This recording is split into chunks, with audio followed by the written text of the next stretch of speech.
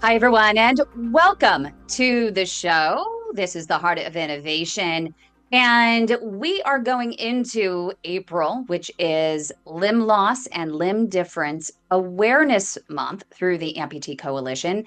And so, since peripheral artery disease, which we talk a lot about here on the show, which is poor circulation in mainly the legs. It can lead to amputation. We wanted to feature several patients this month who have experienced an amputation due to peripheral artery disease, and they've lived to tell about it, and they're thriving. And the one today that we are featuring is actually not only an amputee advocate, but he's also a diabetes advocate. He's been to the White House. He has literally been focusing on trying to create the change that we all want to see in diabetes and PAD care. We're going to get to Robert Parant in just a moment, but first, let's welcome my co-host, Dr. John Phillips. Hello, hello, hello. Hey, how's it going? Happy Saturday. We're live. Thanks for everybody for joining us. It's 70 degrees and cloudy in Columbus, so this is the best weather we've had in months. So everybody's stoked to get outside. But yeah, looking forward to a fantastic episode. Really germane topic. I just got a text about a lady that I helped get some better blood flow, but she required some minor amputations. Just saw another gentleman Thursday. We did a repeat procedure after he was told he was going to lose his leg, but we were able to preserve the leg. He lost his piggies, unfortunately, on the right side, but he's doing okay. So yeah, very important topic, and can't wait to hear from Robert and get his perspective, not only on that, but just kind of raising awareness. Obviously, diabetes is a big issue too, so we can chat about that too. So we're gonna have a good time. I think it's really important to mention just at the onset here is that when it comes to PAD, amputations can be preventable with an early diagnosis and proper care and management and mitigating those risk factors, especially when it comes to diabetes. We had a phone call on our brand new Lifesaver hotline for the Global PAD Association, 1-833 PAD legs. So excited about that. Our PAD navigator, Douglas, was the first to answer that call this morning. And it was from the wife of a patient in Seattle, Washington. And she was saying that her husband is a type 1 diabetic, 62 years old. And in October, the doctors had done a lower extremity circulation test for the arteries, which is typically either an ABI, ankle brachial index, where they put blood pressure cuffs on your legs and your arms, measure the differential, or they'll do a Doppler, an artery ultrasound. And she said that they told him that he had some poor circulation, but didn't make a big deal about it at the time. So she figured, oh, it's just mild or moderate. Didn't think anything about it until literally just this month when he got an ingrown toenail and it spun out of control. And the podiatrist said, you know what? I don't think you're getting any blood flow to this toe. How often do you see that with these patients that the doctors wait until they're a toe stub away from amputation before they act? I would say that story is, at least in my kind of orbit, very real, very frequent. Unfortunately, just I think it's getting better since we're doing things like this and raising awareness. But I mean, I see a patient a week who trimmed the toenail too close or wasn't wearing appropriate shoes, got a little abrasion on the toe with risk factors like diabetes, kidney dysfunction, Yeah. things like that. Next thing you know, it's a wound that's not healing. In fact, the lady that I got texted about this morning who went to surgery for her amputation, and we opened up her blood flow on Thursday, I think it was. She said, I just kind of noticed a little bit of discoloration between in the web space between, my digits 1 and 2, and Yeah. didn't think much of it. And then next thing you know, it's like infected and has to come off. So, I mean, it's real. And I love the fact that we do this to raise awareness for patients and make sure we prevent amputations, because you said we can prevent a lot of these. And it's interesting because you and I were just talking last night on the phone about the American Heart Association, a scientific paper that came out, and they said that women are actually more apt to being asymptomatic until they're a toe step away from amputation versus men. Sometimes there is a little bit more of indication. They may not report it, they may not complain about it, but at least with women, it seems like their presentation is atypical of Very what's going correct. I mean, from a coronary artery disease standpoint, blockages in the heart arteries, women present atypically as well, which is why when we're interviewing patients about certain symptoms, you kind of have to run the gamut of questions. And on. oftentimes, at least in my experience, women sometimes downplay their symptoms a little bit more so than men, which I think women are just tougher than men, obviously. And I get a little point there, but yeah, so it's important to make sure you press them a little bit more. Yes, exactly. And the woman that called in said she actually gave a shout out to Dr. John. And I know that you don't like being called Dr. John, but we all call you Dr. John. But No, it I was don't mind. I don't mind. fantastic that when she called in, she said her husband, because I asked her, is your husband doing any sort of exercises to improve his circulation because he's non-weight bearing at the moment and can't walk? And he says, she said, yes. Actually, the ones that Dr. John talked about in a recent episode of your show, I am having him do as many times as we can. Sweet. That's amazing that she knows Dr. John and Now, she is following Dr. John's advice. well, I'm glad I can be of help. But I will tell you, I know we've got 2 minutes left, but exercise is so important. The more you exercise, the less likely you will die of cancer and the less likely you will have cardiovascular events. So get out and move, walk, run, whatever you can do, but exercise. Yep. At the very least, move your feet, do the foot alphabet, rotate those Yeah. ankles, and make sure you're doing the push the accelerator button, pull it back. Just every little movement helps, especially if you are bedridden or, while you're just sitting in a chair watching TV. It's fantastic. And our friend Douglas, our PAD navigator, will tell you even take some paper plates or some towels and push them back and forth and back and forth and back and forth on the floor while you're sitting there.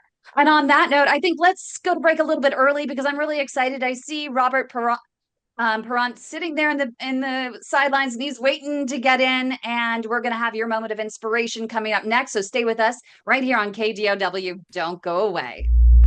How many procedures are you willing to go through? Is it worth going through that many, or would you rather just step That's funny. Was it worth it? Oh yeah, I have my leg, man. Amputation should absolutely, positively, 100% never be a first-line treatment. What an incredible operation, what an incredible lab you have here. Without a doubt, we're underdiagnosing peripheral arterial disease. It has not gotten the attention that it should because it is a killing disease, it is a disabling disease, and most importantly, it's a disease that we now have great treatments for. Okay, let's go to the next one. They were going to amputate it, and I needed to consult with my family. Did I want it off here or here? You're just shocked. It's scary. I don't even know how to explain it. You're 42 years old. We're waiting till people are at the end of the spectrum and almost beyond hope. There is good care available here. Closed minds are what we have to get rid of.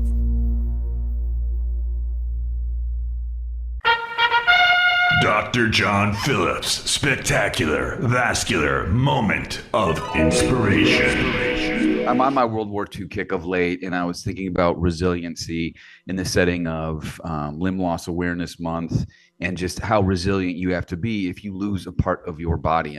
It's just, I can't imagine it. So I found a quote from General Eisenhower. I'm sure you've heard it, but I kind of like this one, and I'm interested to once we bring Robert on to see what he thinks. But Eisenhower is quoted as saying, "What counts is not necessarily the size of the dog in the fight.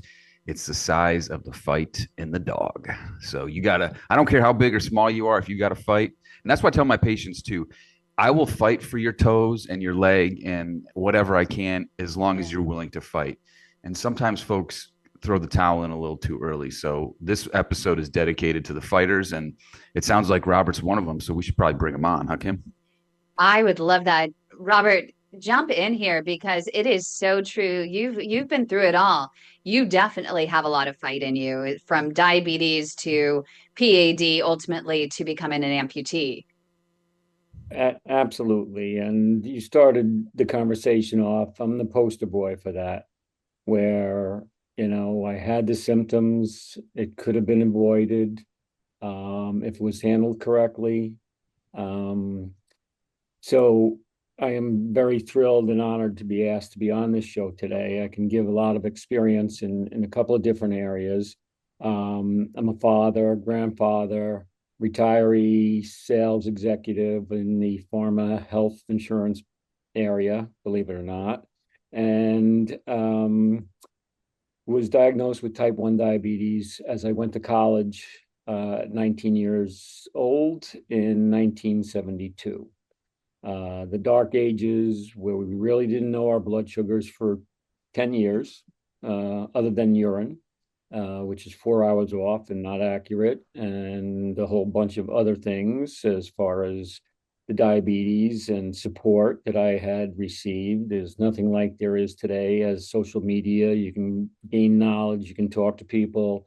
That wasn't available back then, so I was all alone, but I didn't really get as crazy about it as I do today because you have the technology on you. Oh, my sugar is this, my sugar is that. So there was a lot of years where I did not know my blood sugar, but I was always active, played rugby after I got diagnosed, runner for 15 years, biker after I had some foot issues.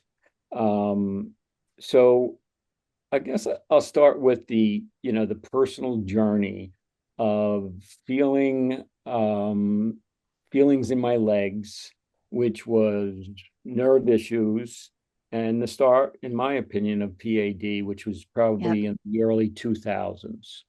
I went for an EMG. They saw some discrepancy in what it should be, but nothing was ever done.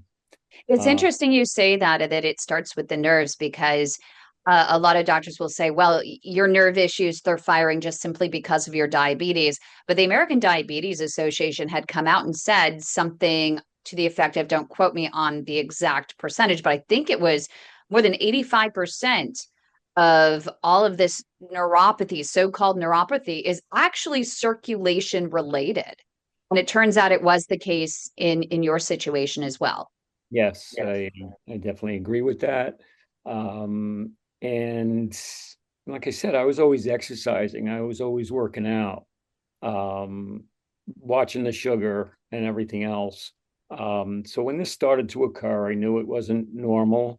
I went for the EMG and they said, okay, no, it's just minor at this point. It will, you just keep an eye on it and go to your vascular guy. So as time went on, I started to experience it more and more. As I walked, I was in sales and always out in the field, walking in shoes. Back in those days, we wore a suit every day, going on my calls. And lo and behold, I got a blister on my big toe. So this was probably around 08, 09. And of course, I knew I was very up on my diabetes knowledge and what could go wrong. I always was reading about it, so I was, pretty knowledgeable about the And complications of. and Robert, can I just ask you? Obviously, you seem very insightful and in tune to the medical issue that you have, which was type 1 diabetes, and being in sales, pharma sales. You're clearly probably up on some of the medications. Just for our listeners, what medicines were you on in the sense? Did they have you on a baby aspirin? Were you on a statin? Were you on the typical medicine, the quote guideline directed medical therapy that we recommend? Because that I think helps prevent some of these things, but oftentimes, doesn't and can lead to obviously worse consequences. Yes, I was, along with my pump and CGM. I was on aspirin, baby aspirin, for years.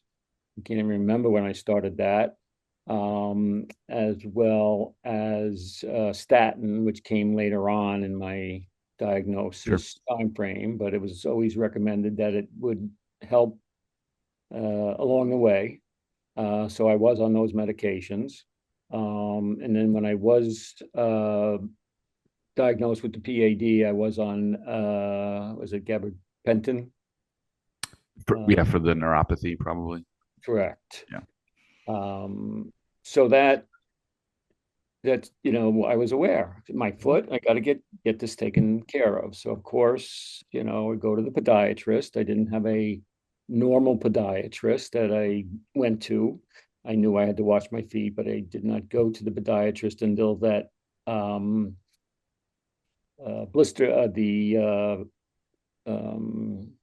callus came up and it became a wound, and the podiatrist brought me back and opened it up. And from that point forward, it never healed.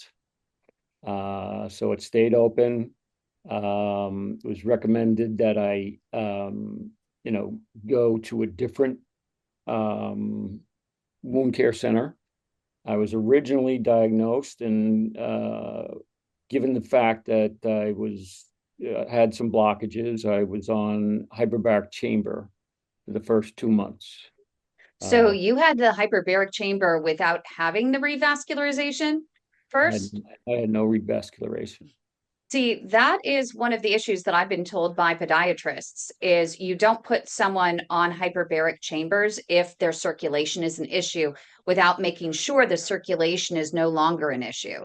Is that your finding as well, Dr. Phillips? No, well, I mean, so there's sometimes they work in conjunction or like together, and oftentimes in parallel. We'll have, so first, Robert, we need to at least kind of discuss whether, it sounds like you were diagnosed with peripheral arterial disease.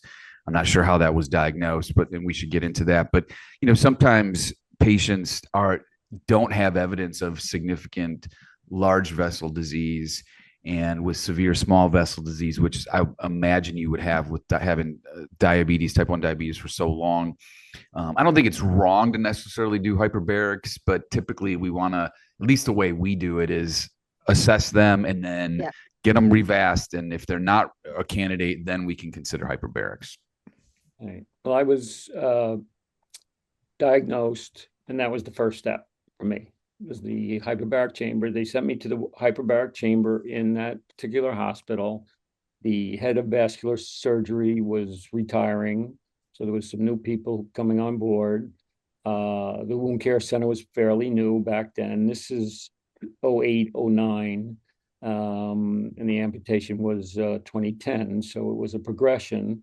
So as I was in the hyperbaric chamber, that wound continued to deteriorate. And coming up right here on the Heart of Innovation, we'll find out what happened as this wound continued to deteriorate. Don't go away. You don't want to miss more of Robert Parant's journey. So stay with us right here on KDOW.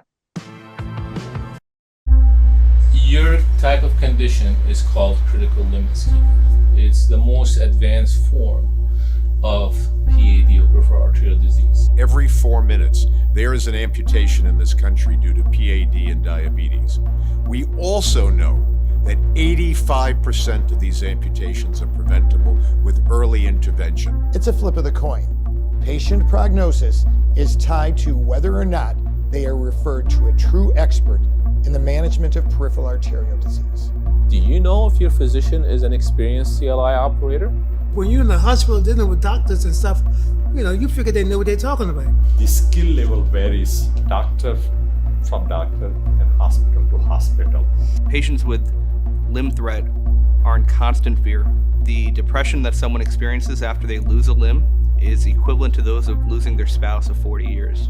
I was stuck in a wheelchair close to 2 years, and my husband had to quit work. I didn't know what to do at this point because we had nothing but infections and hospital stays and infections and hospital stays. And they took one toe, another toe, and then it was another toe, and then half his foot before he was even diagnosed with PAD.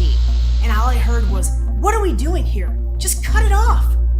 And I pulled the curtain back like, "Are you kidding me?"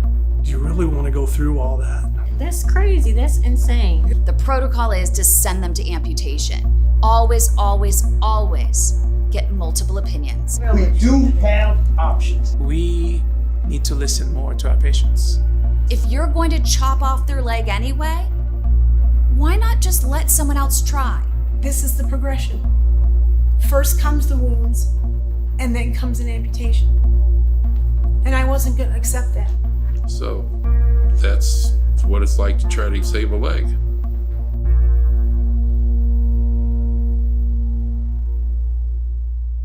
We are live on KDOW and streaming on YouTube.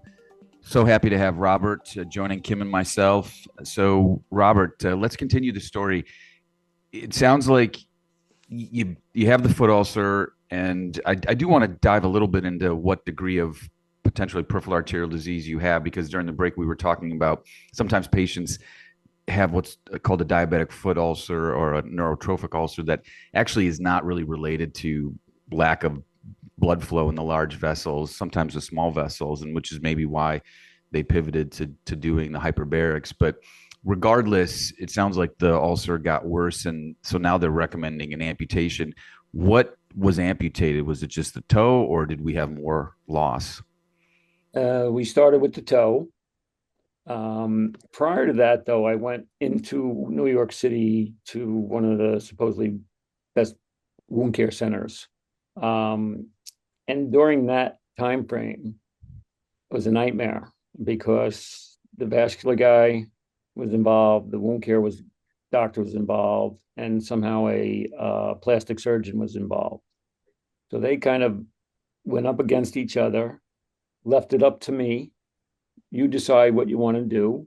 So it was 6 months of debridement. Did you know enough that, like, that's for some patients, and sorry to interrupt you, but I think it's a serious point.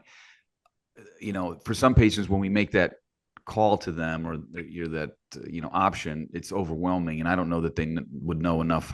How do you choose? It's like someone giving me a legal document and being like, "Hey, why don't you interpret this without a lawyer?" Maybe not that extreme, but did you feel overwhelmed, or what are you thinking? Absolutely overwhelmed. We went to them for advice, and they were almost arguing amongst each other which one had a better way of treatment. So the wound care guy wanted to do debridement. The vascular guy says, "You're going to come back to me sooner or later. I see this all the time. You're diabetic. Looks like you have blockage in your vascular system." And plastic surgeon somehow got involved and said, "I can do a skin graft, take the skin from your thigh and put it over the wound, and we can heal it. You decide." So it was really a very scary, fearful, frustrating, scary time as to what do I do? I'm an active guy. I've been doing things, my whole life, riding bikes and staying active, walking around with a job and have to stay active. How in the world, at whatever age I was, 57, am I going to live with a lost leg? And that must be also frustrating for you to think, when we started out this show and Dr. Phillips is saying, "Get out there, be active, go do this, go do that. It's going to reduce your risk." And here you are doing everything right, it seemed. You were keeping your A1C under control. You were out there as active as you could be, and even more active than most people even half your age, likely. And yet you are still experiencing these circulation issues. Correct. And it's kind of a slap in the face, but as with anybody else that has issues, we have two choices: is to find out about it, try to educate yourself and deal with it, or not deal with it and run into problems. I would argue that your level of activity saved your life. Yes. I would argue that, because if you were sedentary, and we're still waiting to hear how much was amputated, because I hate when anything gets amputated, but I would argue that saved your life. So, you did everything you could, and it's the cards that you were dealt. You played the hand, and, here we go.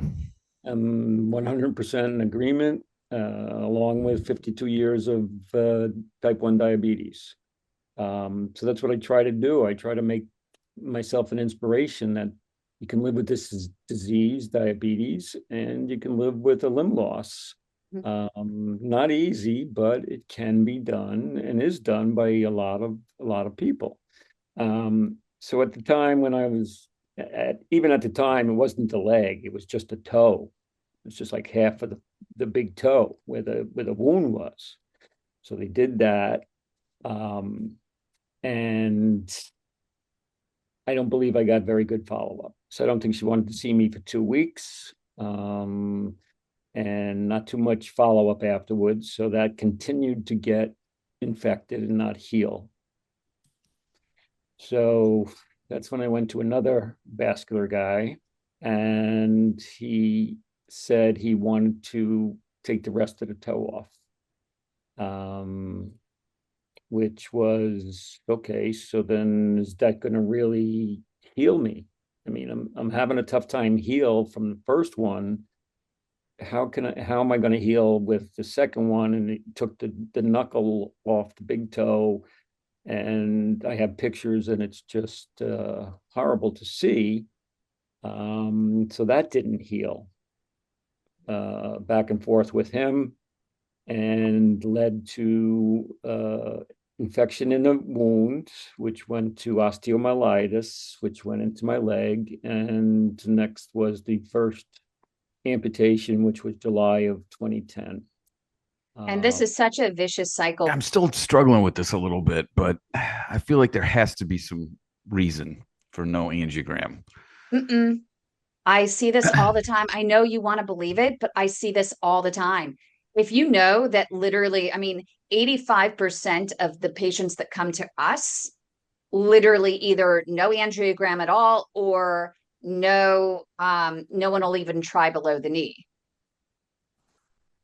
Well, so it happens a lot. And I always draw the corollary, the parallel to coronary artery disease, where people will get a left heart catheterization for a hangnail, and let alone having symptoms, but yet, and it's, I hate to bring say the word malpractice, but we cover our butt so much with coronary disease that I think we do too many left heart caths.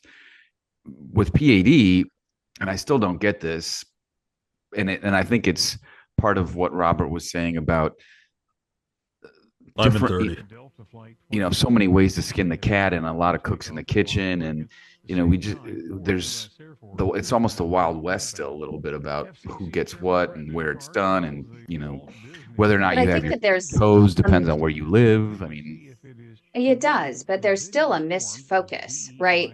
I think that they're doing us a disservice to say that let's focus on too many procedures being done in the legs leading to amputation, when the real problem is still more than 50% or more than 60% of all amps without even a vascular evaluation at all. And coming up right here on the Heart of Innovation, you don't want to miss more of Robert Parant's journey. So stay with us right here on KDOW. I guess about 2 years ago, I started to think, well, people assume the heart is a pump. It's actually two pumps, and it sends blood through these passive blood vessels. They are very far from passive. Every blood vessel and every muscle in your body is a pump. Even the capillaries are osmotic pumps. There are pumps everywhere in your body. And I thought, well, how can I'm having problems with my feet because they go numb. And then if a claudication kicked in my calf, my feet would sort of slap the ground. I could hear functionality decaying. So now I have to back off on my run. So now I had a measure of how to adjust my rate, my pace. And so I thought maybe I can turn my feet into better pumps. So I did a bit of research on the anatomy of the human foot. Turns out there's 10 muscles in your feet. So why can't I use those as pumps? So first I started by flexing my toes, which would contract muscles in my calves, which would improve venous return. That was the first piece of logic, and that definitely helped. And then I thought about a year or so ago, maybe I can train those muscles in my feet and use them to pump the blood out of my feet. And then I can spread my toes and thus my metatarsals to improve flow through and out of my feet. So I started doing that. It is extremely difficult to do, but once you learn how to do it, you find yourself doing it all the time. I mean, if you learn to play a musical instrument, after a while, I played the flute for years. You don't think about the instrument, you're thinking about the music. So if you can condition your feet to work with your heart, I found dramatic improvement. I can definitely walk up hills, walk as far as I want with no claudication. I do get tired foot muscles as I'm still training them, Running is much, much tougher. And that involves basically understanding the dynamics of the hemodynamics of the foot. And so that's what I'm doing. Welcome back, everybody. Thank you for joining us. I want to kind of get into Robert's advocacy and his mission now. But so let's rewind. It's July of 2010, correct? And you are facing a major amputation, right? Correct. So that occurred July. It mainly due to osteomyelitis, an infection in the bone, which kept on moving up my leg. So after the July, I had 2 revisions in August and September because the infection was still there. In my opinion, the infectious disease people were nowhere around or communicated with me very, very clearly as to what they were doing. So it happened again in August and September. So after, I would say 3 amputations, and after each one, I was doing rehab.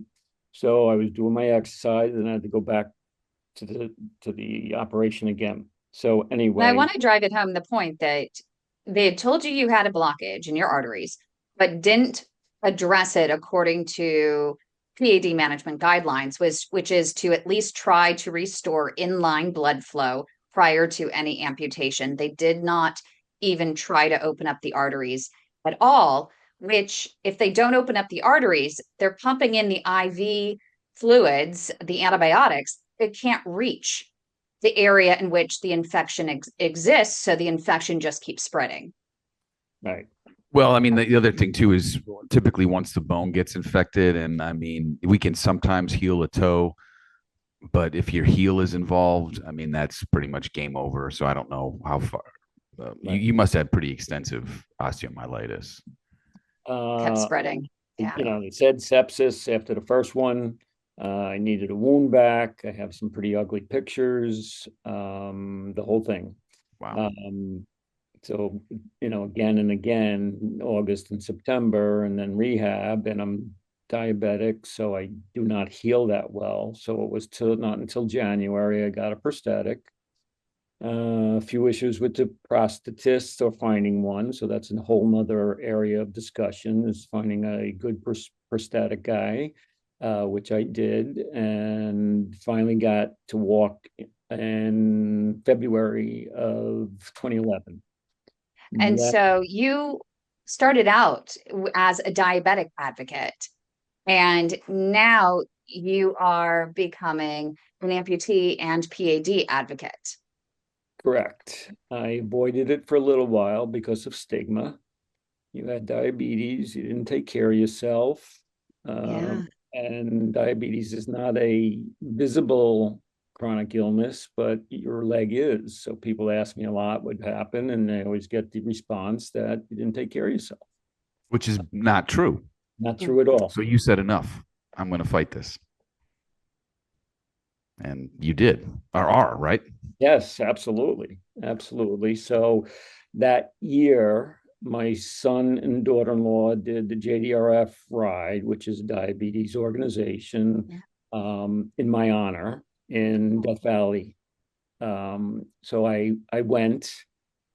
As they crossed the finish line after 100 miles, I cried my eyes out. And the organizer of the ride, you know, I met and was so honored, and with my son and daughter-in-law and everybody else that was riding for diabetes, I said to the coordinator, I'm coming back next year and I'm going to ride. So my rehab was all in line, very strict, very organized, getting back in shape, getting on a bike, riding the bike pretty much every day. I would go down the park and ride for miles. I did 65 miles in Burlington, Vermont, my first ride in 2012, and got the Spirit Award. That is the, you know, inspirational person for that particular ride. From that, I started to tell my story a little bit as advocacy. I didn't go back to work. I did try, but I did not go back to work. I went to volunteer with JDRF for 9 years, which was helping all diabetes in all areas. And then I started to do advocacy as my story got out there. I went to training for how to talk to people in Congress. Then I did Hill Days, which we were trying to pass bills for less cost of insulin and different policies and procedures that diabetes laws that are taking place. Tell us about going to the White House. And I saw a great photo with President Biden right by your side as you were speaking. Yeah, that was quite a experience. I was asked to introduce President Biden in the White House in the Rose Garden, September of 22, when he announced the $35 insulin and for Medicare and the Inflation Reduction Act. So I was with him in the Rose Garden as he made that announcement. Quite an honor, and that's what I've been doing. I've been fighting to try to get insulin prices down, and for my senior friends as well. So I felt very honored to be that person to get that done and to be the one to introduce President Biden.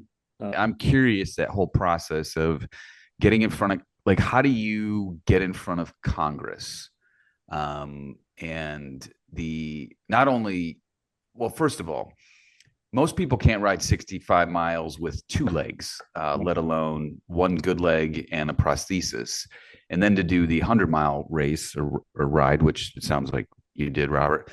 I mean, and you're probably close to 60 at that time? Yeah.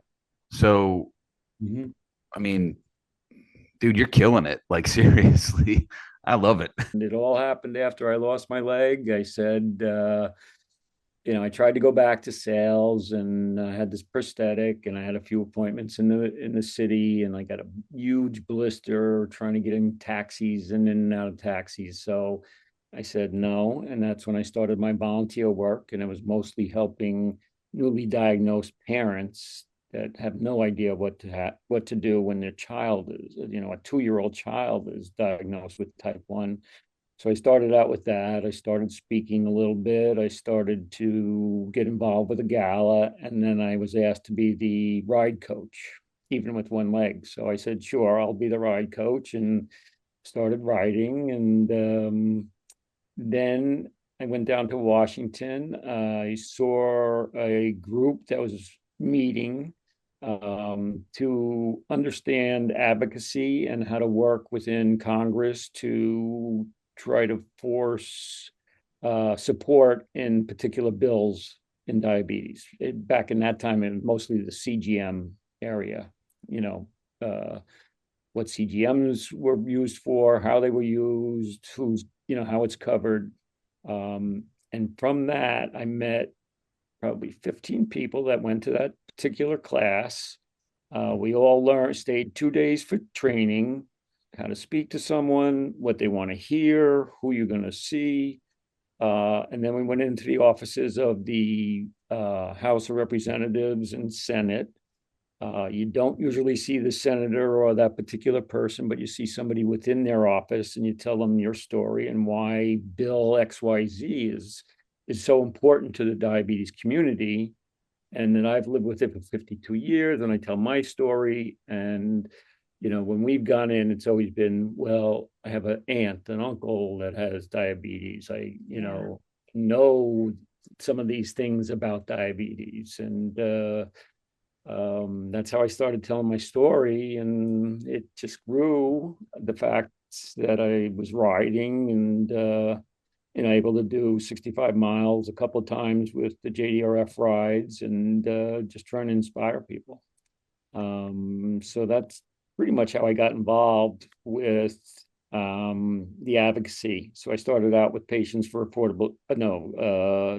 Patient Advocacy Coalition, and then Patients for Affordable Drugs. And that's all drugs, not just insulin or whatever. And so in the last few seconds here before the break, if you could wave your magic wand and make anything possible for diabetics, P.A.D. patients, and or amputees, what would it be? What is your next goal?